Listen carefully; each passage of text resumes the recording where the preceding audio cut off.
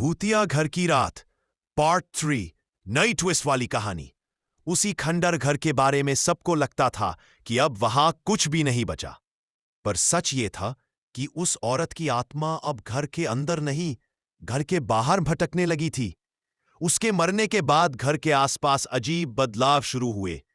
पेड़ों पर काले निशान, गली में फैलती राख, और रात को हवा चलती तो ऐसा लगता जैसे कोई फुसफुसा रहा हो, मुझे वापस अंदर जाने दो। एक रात कस्बे में बिजली चली गई। पूरा इलाका अंधेरे में डूब गया, सिवाय उस घर के। एक हल्की सफेद रोशनी जल रही थी, जैसे किसी ने दिया रखा हो। लोग डर गए क्योंकि सालों से वहां कोई रहता ही नहीं था। उस रात एक युवती घर के पास से गुजर रही थी।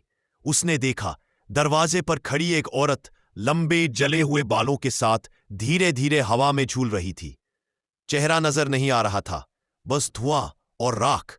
युवती पीछे हटने लगी, पर औरत की आवाज उसके कान में आई, तुमने मेरी चीज उठाई है, उसे लौटा दो। युवती कांपते हुए बोली, मैंने कुछ नहीं लिया। औरत ने हवा में तैरते हुए अपना हाथ आगे बढ़ाया।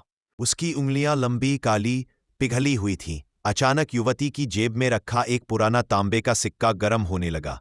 वह चीख उठी। उसे पता ही नहीं था कि वह सिक्का इसी घर से मिला था, और वह सिक्का औरत की मृत्यु की निशानी था। जैसे ही सिक्का जमीन पर गिरा, औरत की आत्मा एक झटके से पीछे हट गई, जैसे कोई उसे खींच रहा हो।